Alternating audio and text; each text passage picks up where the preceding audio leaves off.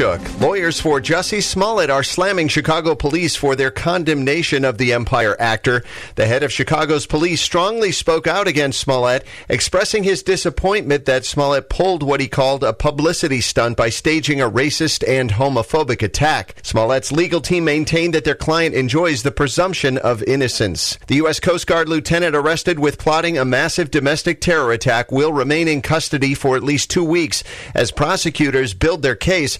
Today, U.S. Attorney Robert Hur said the number of weapons seized at his residence is deeply concerning for public safety. I'm very thankful for the diligent and skilled investigation of the FBI and the Coast Guard Investigative Service, who worked with prosecutors in my office to conduct a thorough investigation. The U.S. government will use the time to find evidence that shows Christopher Hassan's intent to harm prominent Democrats and journalists.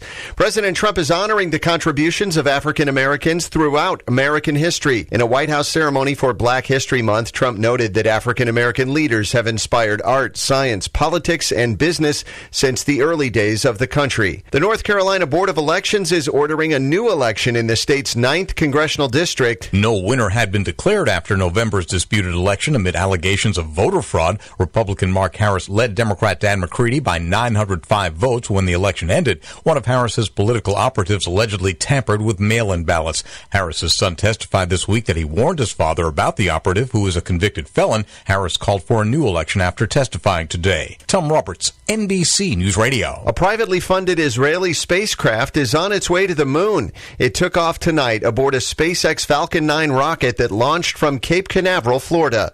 The lander is the first privately funded lunar mission and will make Israel the 4th nation to reach the moon. You're listening to the latest from NBC News Radio. Welcome to the Tom Hartman Program. I'm live right here, Monday through Friday. Are you ready for the #1 progressive talk show host in America? 71% of people say that the information they get from their friends and family, they take more seriously than the stuff they read in the media. Only 42% of Americans think the media is the most credible source of news.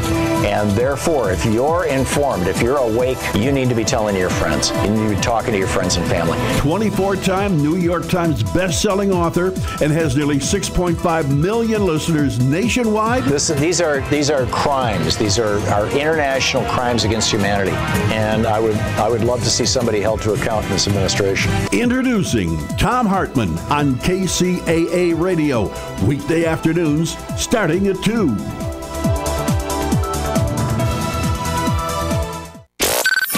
Miss your favorite show? Download the podcast at kcaaradio.com. Are you ready for a new experience? To see life from another point of view? New hope, new expression, new joy. This is your radio hour. Welcome to Viewpoint with Father John. And welcome, friends. You are tuned to KCAA Radio, 1050 AM, 102.3 FM, 106.5 FM, or on the World Wide Web at kcaaradio.com. This is Viewpoint with Father John, and I am your host, Father John Reed. By the way, you can follow us both on Facebook and Instagram at Viewpoint with Father John. That's pretty exciting, and all you that are following us, thank you. We're having a great time sending notes back and forth, and as you know, every few days, I put an inspirational video, just 30 to 60 seconds long, to help keep you reminded that life is good and you're part of this life and creation. All of God's children are endowed with extraordinary purpose and ability. I am on a quest to help as many as possible in fully realizing their divinely inspired potential. Disposing of false narrative and embracing genuineness inspires clarity of purpose. My role is to help overcome self-imposed limitation in realizing one's spiritual potential. Brothers and sisters, Viewpoint with Father John is a listener-supported program. You are the ones who keep us on the air each week. So please go to viewpointwithfatherjohn.com and click on the support button and give what you can. I truly do appreciate your support. And those of you who just gave over the last few days, thank you. You helped bring us up a little bit more, and I'm grateful to you. So thank you. Also, I'd like to invite you to buy a copy of my book, Close Your Eyes So You Can See Me. The premise of this book is that we are all God's children and that we don't need any more self-improvement. Rather, we need self-discovery. Close Your Eyes So You Can See Me is available on Amazon, Barnes & Noble, and on most online bookstores. Be sure to get your copy today. And this is a very exciting night for me tonight. I have a good friend with me, and we're starting to do more and more work together. We're both serving on the board at NCADD. You'll look up those letters, of course. It's not NASCAR. And, so my guest tonight is my dear friend and colleague, Dr. John Smith. He's an author and professor. His book is The Authentic Man, A Guide to Happiness and Purpose. Did I surprise you? I got it right on the first time? That's right. That's good. Thank you. For those of you watching on YouTube, that's the book right there in front of you. It's a wonderful read. I've read the book personally, and I found it really enriching and really good information. I think you would be greatly benefited by reading that book, and I totally endorse Dr. Smith in that. Not that he asked for my endorsement, but it's one of the better books on men's mental health and formation that I've read out there. And believe me, I've read a lot of, getting a PhD, you read a lot of books. Yes. And yes. So Dr. Smith, welcome to the show. Thank you. Thank you for having me back. I've been here before. For those of you that are regular listeners, you may know who I am. So thank you for having me back.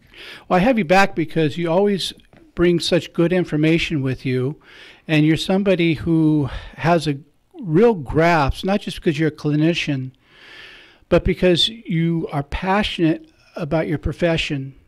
And so the information that the listeners receive from it, I always get real positive feedback and what they learn from it. And some are even your students. Yeah. And they're very proud of you. I'm very proud of you. So it's a wonderful thing. And we're talking before the show, a couple of items that we want to talk about that there's such bad information in the community about is depression and anxiety. And we're going to take it in different portions and different aspects of it.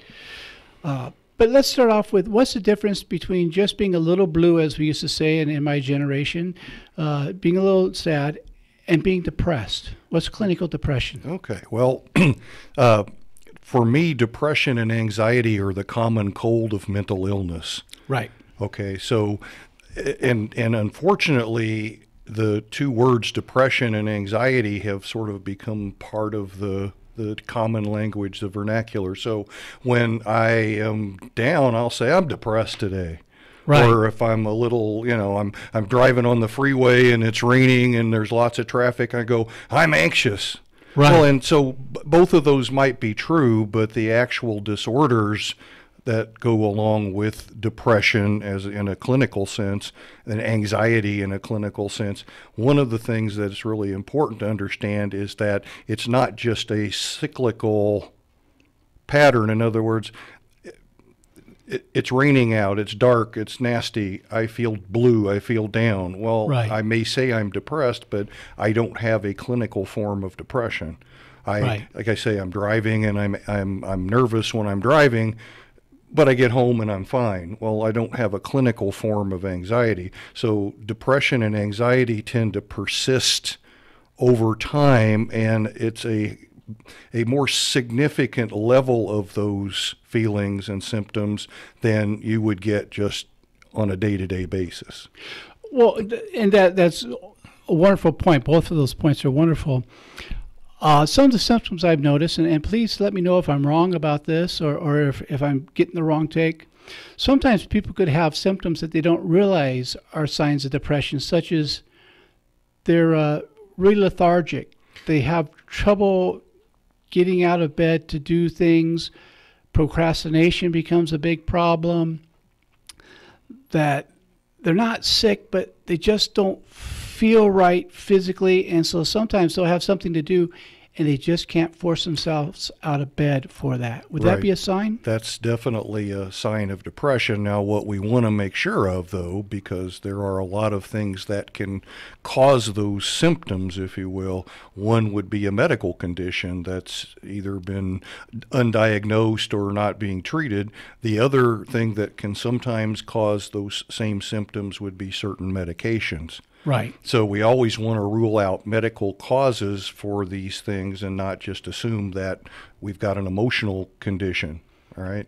So Yes. let's assume that we've ruled all of that out. Yes, somebody who's unable to get out of bed or get off the couch, somebody who has no motivation or drive, somebody who has lost interest in their pleasurable activities, somebody who's isolating and withdrawing from their relationships, somebody who's having a lot of shame and guilt and a lot of negative thoughts, even to the point where they're actually thinking of suicide or death. That's what we would call a major depression.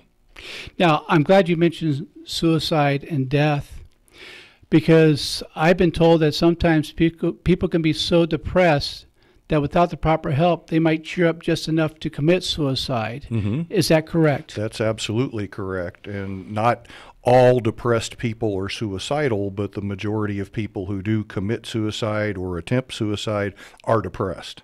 Right. So depression is definitely one of the direct links ultimately to suicide. Now, I want to stay on that topic for just a second more. The way I was taught is that there's a fine line between suicidal and homicidal, and that people who are not just depressed but may have different other Axis 1 or Axis 2 disorders. Those are out of the DSM series, for those of you wondering what we're talking about for diagnostic material. But they can actually flip. Well, they're not so distinctly different anymore for some reason. Over the years, when I was first being trained many, many moons ago, there was a pretty distinct difference. People that were suicidal pretty much were suicidal, which means that they took their own lives. Right. Homicidal, obviously, is where you injure, kill, or actually murder someone else.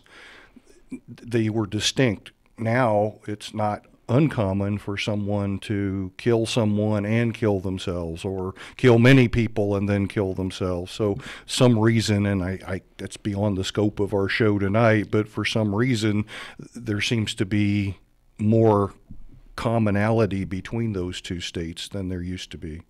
There's a reason why I took it down that road, is because I want to be real clear to listeners. If you're dealing with somebody and you're not a clinician and they are showing signs of suicidal ideation, this is why it's so important to call 911. This is why it's so important to have professionals come in. It's not that you're not a nice person. And for heaven's sakes, if you're trying to protect them, you're really not protecting them. And it can change at any moment. And without you realizing it, your own life could be in danger. And so if someone is threatening suicide, get help. You're not being a rat. You're not, what they call it, snitches get stitches. Yeah. You're doing something not only to help them, but to protect yourself. Would you agree with that, Yeah, Doctor? absolutely. And there are a lot of myths out there about suicide in general. For example, Yes. one is that if someone's talking about it, they're not really serious. Oh, yeah, I've heard that. Most people who commit suicide or attempt suicide usually do talk about it, albeit often very subtle cues. For example, Yes. Oh, you'll be better off when I'm not around anymore. Well, okay, that might mean that they're thinking about not being around anymore, and it might just be they're blowing off steam. But in my training, I would just encourage everyone to always take the person seriously. If you have a gut feeling, act on your gut feeling. That's usually Yes. the best thing to do.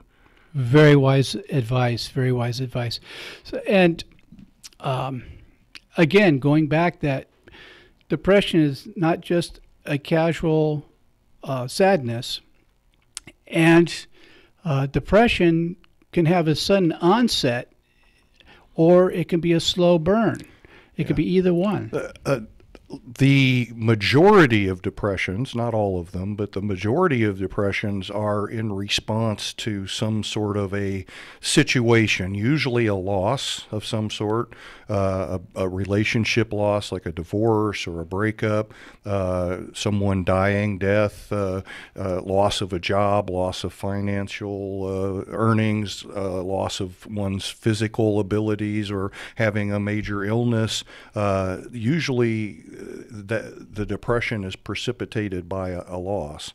Sometimes it goes away, and therefore it kind of gets better on its own. Situational. Yeah, and then sometimes it persists, or it gets so severe a person starts to have these symptoms, and these symptoms don't seem to go away. How long should we be waiting for them to go away? Generally, we're looking at if a person has these symptoms for longer than about a month, 6 weeks, 4 to 6 weeks, then it's time to potentially go get some help. Yes, that's wonderful. And after we come back from break, we're not quite at the break yet, but after we come back, I want to talk a little bit about antidepressants and some of the importance and what the different zones are, and I'll explain what I mean by zones to the listener when we get back. When people are depressed, sometimes, like I said, they don't even realize it's depression, but they can sometimes, without realizing it, start pushing people in their life away. Yes. And nobody realizes why they're doing that. And sometimes even the person doesn't realize. They just find themselves isolating that way. That's right. And again, like you said, sometimes it can be rapid onset or sudden, but generally, if you think about it, or if you look at most people who are depressed, they've had a history of depressive episodes. In other words, this time isn't the first time. There have been other times, but again, they sometimes get better on their own, or a person has had it for so long they don't even realize it. That's just normal for them. And one of the problems, particularly with men, it's almost more acceptable for a woman to have depression than a man to have depression in our society. So a lot of times people say, well, just buck up. That was what it be, folks. And pull yourself up by your own bootstraps, which I think is what they do at Cirque du Soleil. But, you know, if we can't even admit because of societal pressures, what a danger we're in. Well, that's why men die earlier than women. Yes. One of the reasons is because we are taught to be tough, be strong, that any sort of, especially emotional issue, is a sign of weakness. And so we have to buck up and, like you say, just kind of be stoic and, you know, get over it and rub dirt in it and move on and pick yourself up and go. And to ask for help or to feel like you need help is a sign of weakness. It's not, but that's what we're taught. Smiling on the outside while dying on the inside. Well, we're coming up to our first break. My guest this evening is Dr. John Smith, and we'll be back in 2 and 2.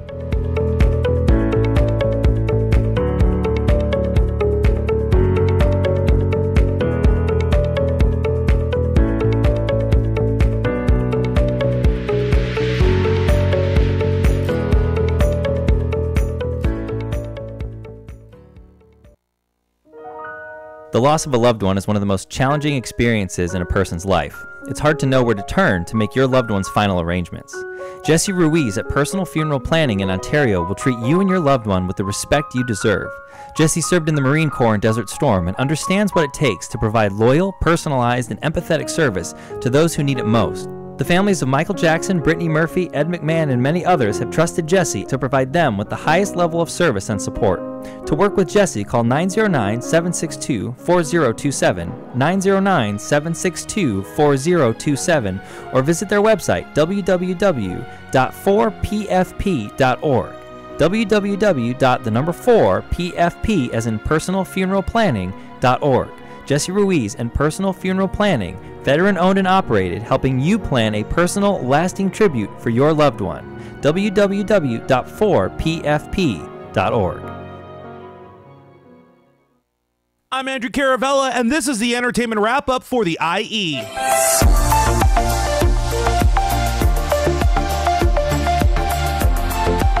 Well, the entertainment world has some really interesting stories happening right now. Probably the biggest, Jussie Smollett, blasted by head of Chicago Police Department for exploiting the city's racial divide for personal gain. According to NBC News, the head of the Chicago PD said during a news conference Thursday that actor Jussie Smollett staged his very own attack last month because he was unhappy with his salary on the show Empire, which airs on Fox. On Thursday morning, Smollett was arrested hours after he was charged with felony disorderly misconduct for allegedly filing a false police report. The 36-year-old actor, who is black and gay, said the alleged attacks put a noose around his neck and poured what he said was bleach on him. Now, Chicago PD initially investigated the incident as a possible hate crime, but on Wednesday said the actor was a suspect in a criminal investigation. Now, if convicted, Smollett could face probation or up to 3 years in prison. During the investigation, Chicago PD released pictures from a surveillance camera located near the attack that showed two men that were potential persons of interest. These two men, brothers Ola and Abel Osundario, were taken into custody on February 13th, but then released 2 days later without charges. More on this story as it develops. Now in other news, Chris Hemsworth is set to portray wrestling legend Hulk Hogan in a biopic for Netflix that could drive Hulkamaniacs wild. I'm okay with this. I mean, it's literally Thor as Hulk Hogan. I mean, it makes sense. The film is expected to look into Hogan's ascent from the Florida wrestling circuit to becoming the face of the World Wrestling Federation in the 1980s, where he squared off with villain Andre the Giant. The streaming service has obtained the life rights from Terry Jean Bollea, that's also the legal name of Hulk Hogan, according to The Hollywood Reporter. No production or release dates for the Hulk Hogan project have been announced as of yet. For your entertainment wrap-up in the Inland Empire, I'm Andrew Caravella. I'll see you next time.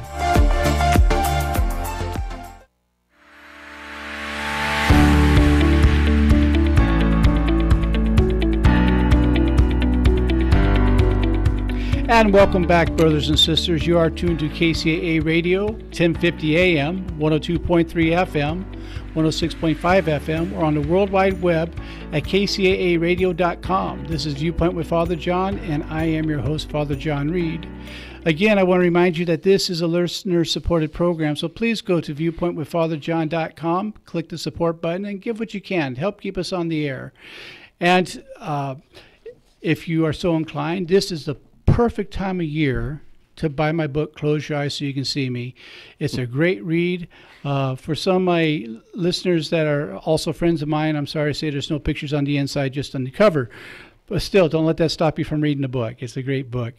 My guest this evening is Dr. John Smith, and he's a LCSW licensed therapist, psychotherapist, and he also is a professor. He teaches addictive studies.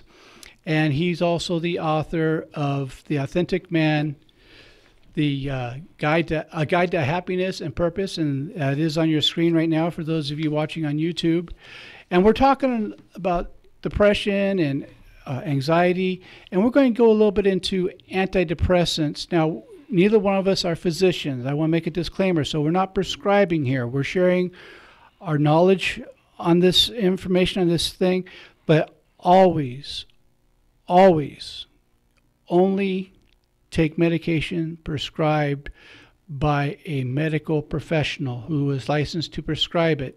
Now, I'm going to say something that's going to make some of my physician friends angry, but they know if they're my friend, they know my position on it, which is all psychotropic medication in my book should be followed by a psychiatrist. I know that a general practitioner is legally allowed to prescribe it, but I would love to see it followed with psychiatrists. But also, it's not a matter of medication or therapy. It's medication and therapy, because you don't want to halfway do a job and wonder why it's not working. And Dr. Smith and I were talking during the break about the fact that these are what we call half-life drugs, and they have to be titrated on. That means incrementally, boy, I didn't even say that word right, incrementally administered to build up a certain amount in your body. It takes about 6 weeks.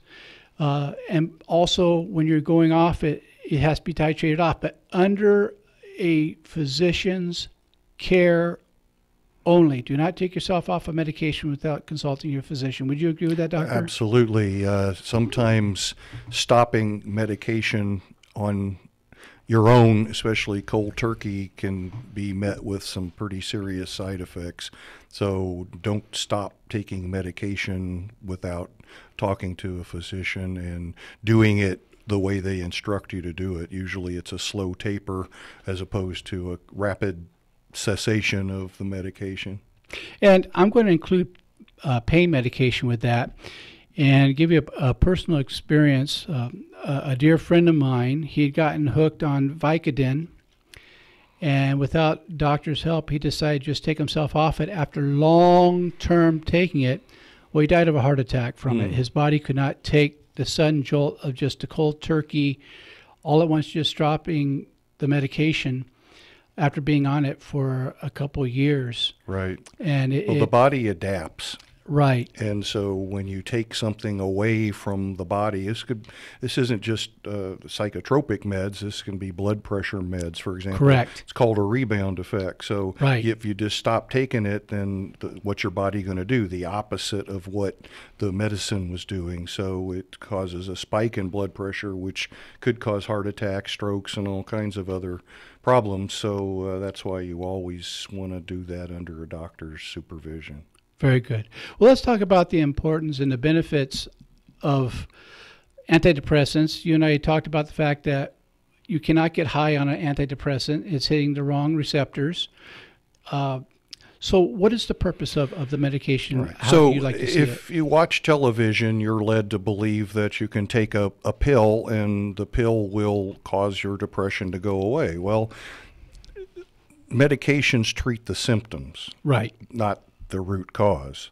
So the problem that most people have is that while some people get some relief from symptoms from the medication, that's why it's there, it isn't necessarily going to treat the root problem that's causing it in the first place. That's where therapy comes in. So doing them together has shown that when you combine these two approaches, you get better results than either approach by themselves. Now, that doesn't mean everybody who's depressed needs medication. Okay. Right? Usually we try therapy first, and if the therapy does it, then you don't have to go on the medication. If some people start out with the medication, they go to their doctor, they say, "Doctor, I'm depressed." Doctor writes them a prescription, and they start taking the medication. Again, they might get some symptom relief, and if that's all they need, that's all they want, that's great. But a lot of times, even if their symptoms are relieved, their root cause is not there. So then the problem sometimes gets worse. Or it becomes chronic. Also, there's not a one-size-fits-all antidepressant. Correct. The doctor may put you on, let's say, Zoloft, and you may have some side effects that you can't live with. So there's other ones as well. Wellbutrin, there's Paxil. There's a whole bunch of them, and plethora. Sometimes you got to play around, or the doctor has to play around with different ones because they all work a little differently on different sites in the brain and such. And so the doctor sometimes has to play with the medication. He has to play with the dosage and different combinations, and that's just the way that medicine works. And so that's why I think that it's important. The way I describe it, maybe the listeners will understand this, is that the medication keeps you from falling deeper in the depression hole. Good. But it doesn't necessarily help you climb out of the hole. Good. That's where therapy comes in. So the medication stops the fall for most people. It may help them get a little bit up towards the top, but that therapy will help them get out of the hole. I couldn't have put it better myself. And this is another reason why, even though your general practitioner may start the psychotropic medication, why I really urge people to then follow up with a qualified psychiatrist along with a therapist. Now, there's a big difference between a psychologist and a psychiatrist. There are two different approaches at this. Psychiatrists don't do psychotherapy. A psychotherapist does psychotherapy. Now, that's not putting psychiatrists down. It's a very important science. But it's important to know which practitioner does which. Right. And you want to talk on that for just a second? People get confused. All right. So, and that's understandable because sometimes even professionals get confused. But when we say psychotherapy, what we really mean is talk therapy. That's where you sit down with a person and you talk. A psychiatrist is also capable of doing it, but most of them prefer to do assessments and to treat with medication. Right. And so they leave the talk therapy to other professionals. Right, exactly. Let's talk a little bit about self-medication. because I've seen through the years, and I'm sure you've seen just as much, if not more, where people will use alcohol and other drugs to try to self-medicate because they're trying to fill that big hole inside that the wind's blowing through. Yeah. And it can actually make matters worse.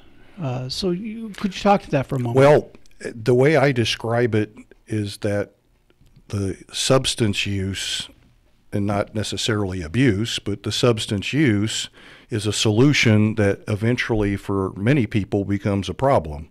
Right. Okay, it's a way to cope. It's a way to deal, like you say, fill that void, or to self-medicate away the anxiety, or that's we call it a shot of courage. Right. Or to help, even though alcohol is a depressant, but at least for some people it seems to relieve the feelings temporarily.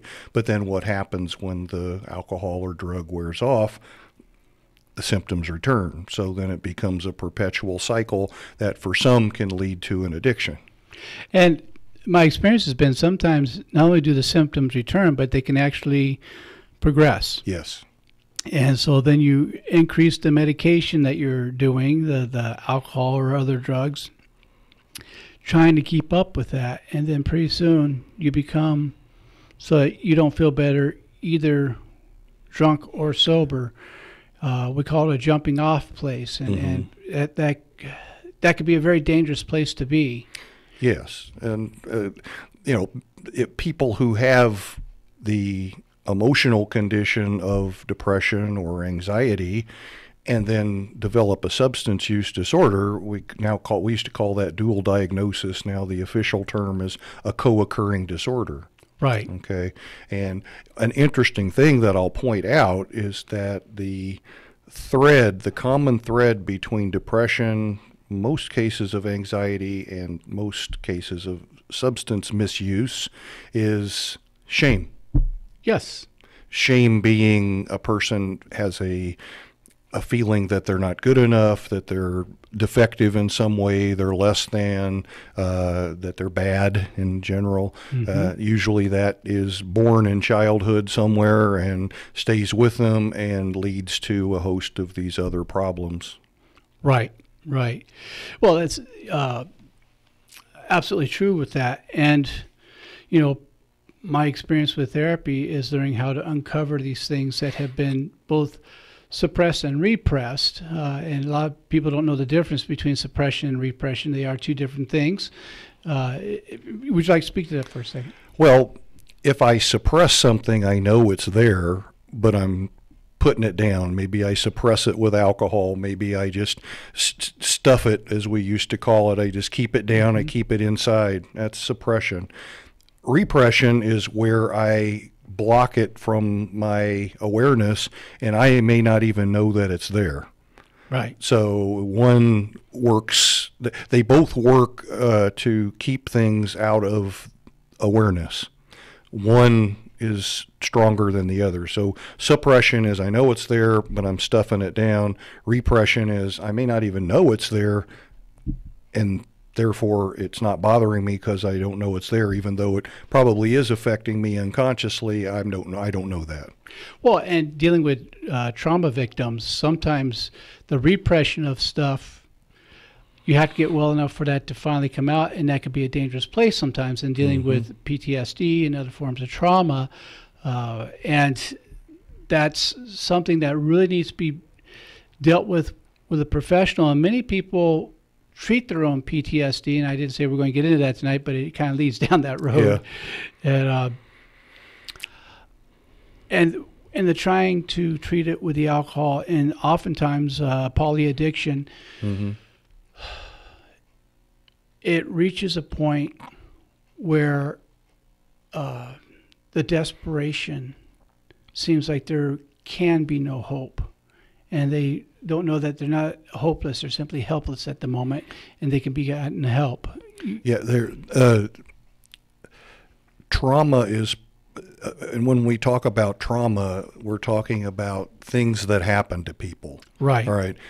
One of the things that I'm teaching and training the therapists and counselors that I train and teach is to change their thinking from what's wrong with you to what happened to you. Right. Because the majority of people who have problems, emotional related problems, are people who've had things happen to them. Sometimes very serious things like abuse and sexual abuse and rape and violence and war and things like that. And other times it's a little more subtle. It's things like being put down or disapproved of, or growing up in a chaotic environment, or sometimes it's not what happened to them, what they got. Sometimes it's what they didn't get. Right. That still causes them to feel shame and guilt, which are the cousins that are at the root of most emotional problems. Now, some people will take that shame and guilt and take what you just said and turn around and say, so you want me to blame mom and dad for everything. And they don't understand that's not what we're talking about. It's not a matter of blame. It's a matter of recognizing roots. Absolutely. And it's not always about mom and dad. That's right. I mean, I would say certainly in my experience, that's a frequent issue, but the issue is that whatever the child learned, or however they interpreted the experience of whatever happened to them, or maybe it was one thing, maybe it was several things, that formed what we call a core belief. Right. So if mom and dad are fighting and mom and dad get a divorce and the child is witnessing that, what's the child think? Right. It's my fault.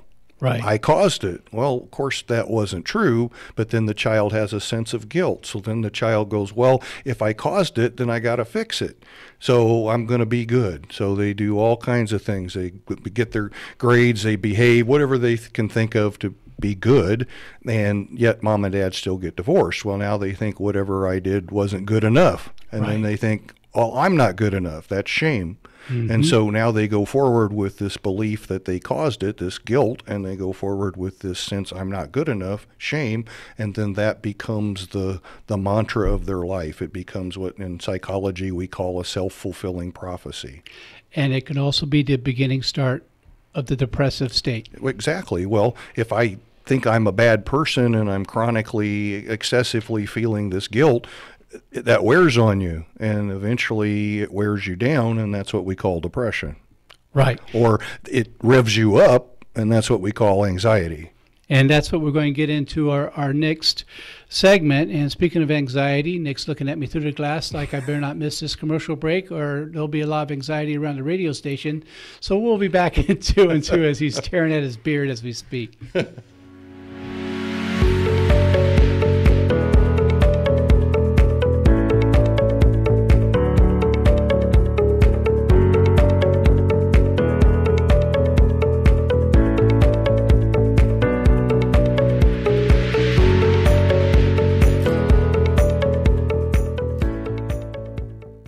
KCAA Loma Linda, 1050 AM, K292 FQ Riverside, and K293 CF Moreno Valley.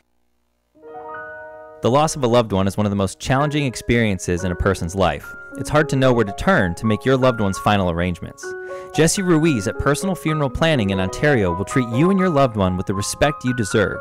Jesse served in the Marine Corps in Desert Storm and understands what it takes to provide loyal, personalized, and empathetic service to those who need it most. The families of Michael Jackson, Brittany Murphy, Ed McMahon, and many others have trusted Jesse to provide them with the highest level of service and support. To work with Jesse, call 909-762-4027, 909-762-4027, or visit their website, www.4pfp.org. www.4pfp as in personalfuneralplanning.org. Jesse Ruiz and Personal Funeral Planning, veteran-owned and operated, helping you plan a personal, lasting tribute for your loved one. www.4pfp.org. Hey guys, this is Andrew Caravella. Just wanted to let you know that KCAA has a new listener line for all of you that have a phone. Now you can listen to KCAA in the grocery store, in the doctor's office, or when you want to pretend you're on the phone with someone just so that creeper will leave you alone. Call 720-835-3099 today and listen to your favorite KCAA radio shows. That number again, 720-835-3099. KCAA Radio, the station that leaves no caller or listener behind. If you're looking for a full or part-time sales position and you have radio, TV, or print media experience, KCAA has a great opportunity waiting for you that pays the highest commissions in the market. KCAA is the only station in the IE that broadcasts on 3 frequencies, so advertisers receive 3 ads for 1 low rate. This makes KCAA a must-buy for every local business. If you're interested in a sales position with us, email CEO@kcaaradio.com.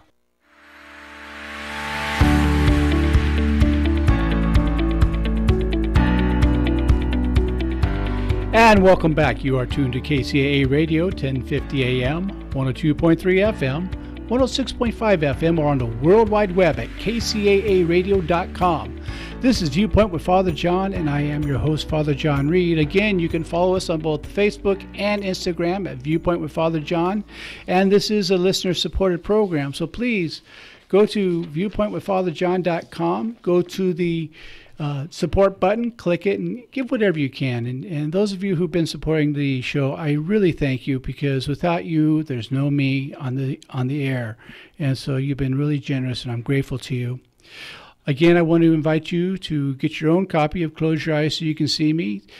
That this is a book that is really spiritual upliftment. This is not a book trying to sell anybody on anything, but the fact is we all have a spiritual path. And whatever that is, that's perfectly okay. You don't need to go on my path. I don't have to go on your path. God's big enough for both of us. And again, my guest this evening is the wonderful Dr. John Smith, author and professor, and he has authored a book, The Authentic Man, a guide for happiness and purpose. And again, a photo of his book is right there on your screen.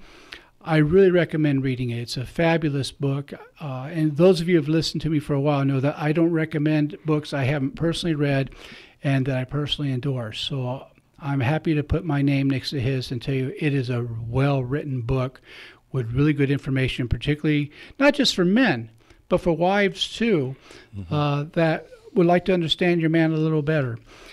And you could also use some of those exercises. They are unisexual.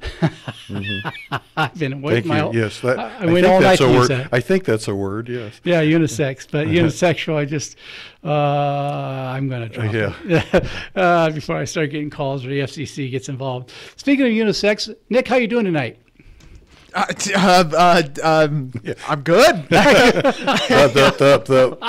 Wow. Don't know what to say to that one.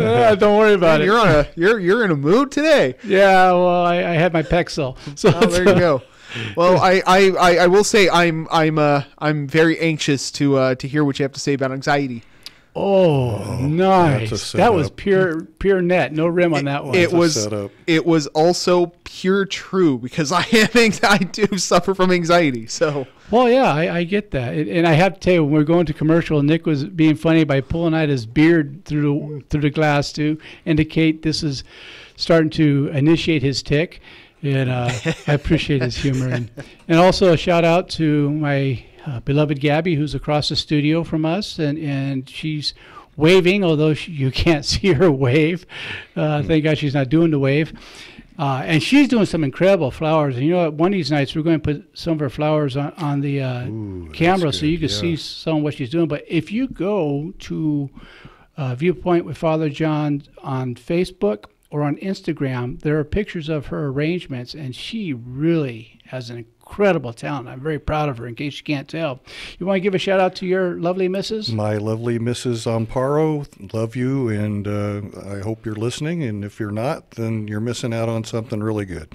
And if he does anything bad, I'll call you later so you can get out the chunkla. Yes, all right. Exactly. All right. That's both our fears, because we know the power of the curse chunkla. of the chunkla, yes. That's right. All right. So let's talk a little bit about anxiety. And I'm not just talking about Mel Brooks' movie High Anxiety, which I will admit is one of my favorite movies in the world. I get sweats. I get tremors. I feel like I can't swallow or speak. So the thing about anxiety that drives that bothers people the most is that they have very uncomfortable physical sensations in their body. For example, like you were saying, your heart's beating fast, you're sweating, maybe short of breath, your muscles are getting tense and tight. So if you were running on the treadmill, what would your body be doing? Those same things. Exactly. But you wouldn't be concerned about it because that's what it's supposed to do. If you were being chased by a rhinoceros, what would your body be doing? I'd have a pulse about 115. That's right. But you wouldn't be thinking about what your body's doing. You'd be thinking about what? About getting the out rhinoceros and getting away, right? The fight or flight. So that's what's going on in the body. Now, the problem is anxiety is when that alarm, let's call that the alarm, right. Fight or flight, get the heck away. Something, it's going off in the body when it isn't supposed to. Right. All right. So then my focus becomes what my body is doing. Correct. The unwanted, uncomfortable sensations in the body. Okay. Yes. Which are being caused not by a thing, the rhinoceros, but by a thought of something. Correct. Do you want to know what the two words in the English language are guaranteed to cause anxiety? Go ahead. What and if. Correct. So many people what if themselves into a panic attack. So yes. Anxiety then can be about thinking ahead about, I call it watching disaster movies in your mind. Yes. What ifing? Well, what if this? What if that? What if this? What if that? Now, where does that come from? Where does a person get that? Well, sometimes it's just they learn it. Yes. Okay.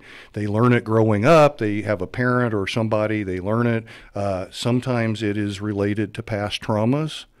Not yes. always.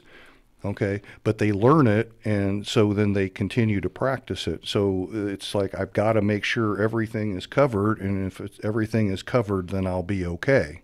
But it never is. Well, yes, and I've worked with people who have survived being taken hostage in bank robberies and such, and oftentimes without proper debriefing, that could lead to panic attacks, which is a form of anxiety. And the symptoms that you're sharing, I want to be real clear with the listeners. If you're having shortness of breath, you're having chest pain or pressure, particularly if you're getting tightness in the jaw, go to the emergency room. Not urgent care, the emergency room. But because that could be a sign of a heart attack. Now, right. A lot of people wind up in the emergency room thinking they're having a heart attack, and then the doctor says, no, it's a panic attack. Right. Okay. And a panic attack, if we want to think about what it is if anxiety is on a scale of 0, I don't have any anxiety, to 10, oh my God, I'm going to die, which is a panic attack. Right. So sometimes they just seem to come out of nowhere. Yes. That's why they're so scary, because they seem to come out of nowhere, and it's very intense. All right. And so yes. what the problem is that then they don't know how to control it or how to turn the volume down. So therefore they become afraid of having another one. And some people get so afraid of having another panic attack that they start avoiding certain things that they associate with the panic attack. And in some cases, they won't leave the house. And right. they call that agoraphobia. Correct. So you can have panic disorder with agoraphobia or without, but let me tell you then that the person isn't crazy who has anxiety and panic attacks. They may think they're crazy or going crazy. That creates more anxiety. They're not crazy. It's just that their body is producing false alarms. It's a response. Yeah. And one of the things that can happen with that, when I was doing more work with adult children of alcoholics, we had a thing that it wasn't a DSM diagnosis, but what we just called it was chronic shock syndrome. Yeah. When you're going through chronic shock and your adrenaline is kicking on, kicking off, that's your fight or flight mechanism. That's what gives you the extra energy so you can get away from the rhinoceros, where you see little ladies pick up cars yes. with that strength. Yes. But when that keeps clicking on and off over and over again, you can develop a thing called Graves' disease. Mm-hmm. And that's where the adrenal gland kicks on and stays on. And it is a fatal element because you're causing panic attacks. Causing Father panic John, attacks. You're causing panic attacks by telling people that they might die, just so you know. Yeah, I know that. but it really is a very right. important thing because it starts tearing the muscles apart, attacking the heart and such. There's only 2 treatments for it. One is radiation, and the other is a change of life. I'll take that one. And the only one that's permanent is the latter, a change of life. I had a friend that had Graves' disease when she was 15. Wow. And she was in an alcoholic home, and the chronic shock syndrome was taking place. And I'd be remiss if I didn't mention that, because this is why it's so important to have medical professionals involved, because if you're having repeated panic attacks, it's okay to take medication prescribed by a licensed medical professional. And in doing that, also get talk therapy to get to the causes and condition. There are some great treatments. It can be treated. It can even be cured. Yes. So it's not something that some people go, well, I've lived with it for years and nothing's ever worked. There are definitely some new treatments that are out there that do work pretty well. So don't lose hope, don't give up, and you're not crazy. Exactly. By the way, my experience has been crazy people really never question if they're crazy. Only sane people do. Yes. And so that's an encouraging thing there, folks, that only sane people ever question their sanity. Look, these are not taboos. You are not a defect if you have these symptoms, these things. What you could use is some compassion, some guidance, but most of all, to stop looking to blame, because there's no blame involved with this. Everyone's responsible, no one's to blame. And because of the fact that we can treat this, it is a medical condition. It has symptoms. It can be treated. We can repeat the results over again. That shows it's scientific. But if you don't call for help, you can't get better. In all likelihood, there's a few people. And it's not a sign of weakness. I think that's the big thing to get across, is that you're not a weak person or a defective person. I think the stigma of getting help or getting therapy is less than it used to be, but it's still there. And as a priest, I want to put out there, you're not disappointing God by getting help.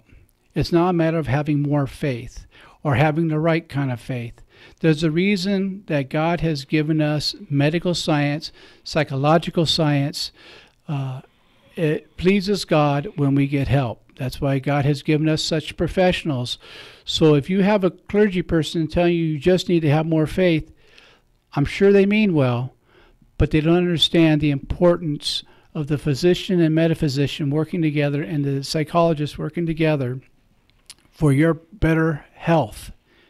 And that's what it's about. It's your health. So on the spiritual level, it's okay to get help. It's not that you're not praying the right prayers or reading enough scripture. It's the fact you can read the scripture. It's not either or. Again, it's an and. Yes, absolutely.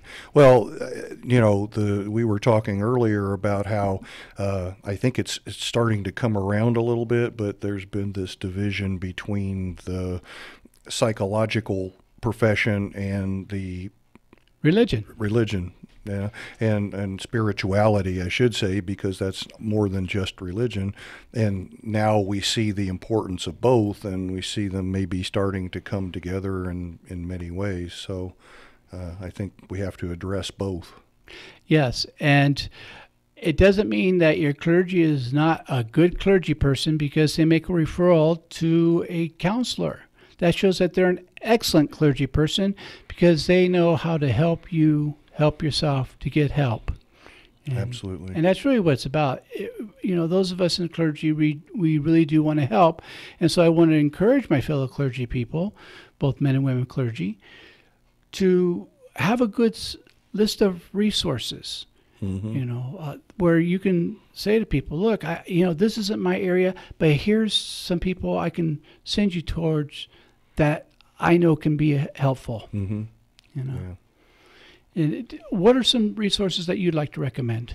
Well, how do you find a therapist? Yes. All right. So most people look online or if you have health insurance, most people look at who does my health insurance cover.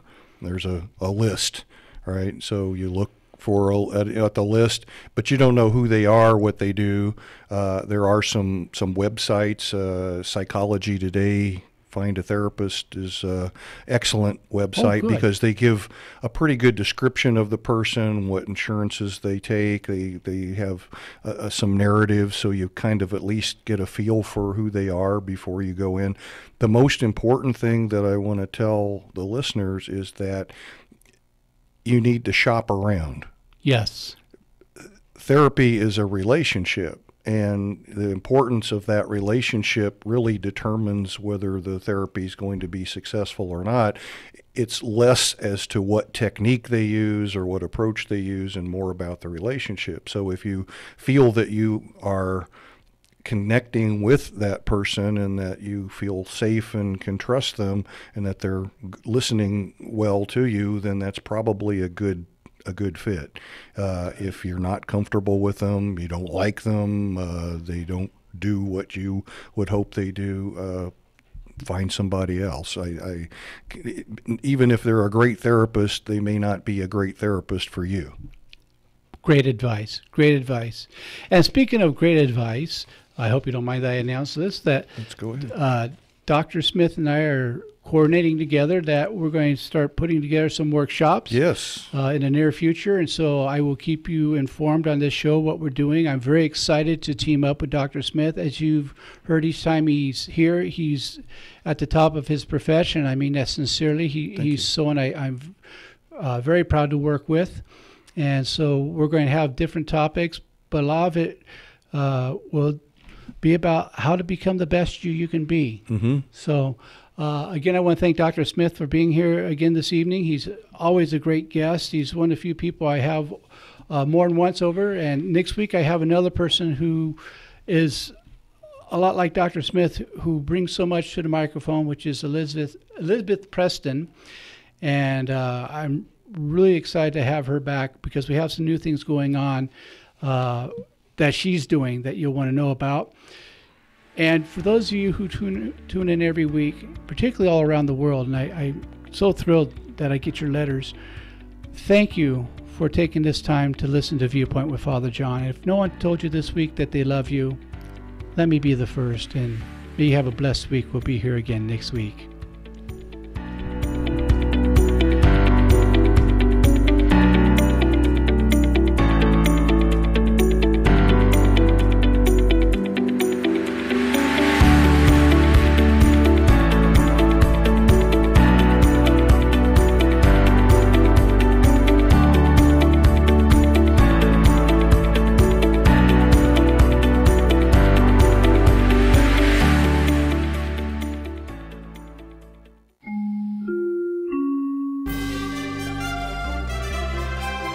KCAA Loma Linda.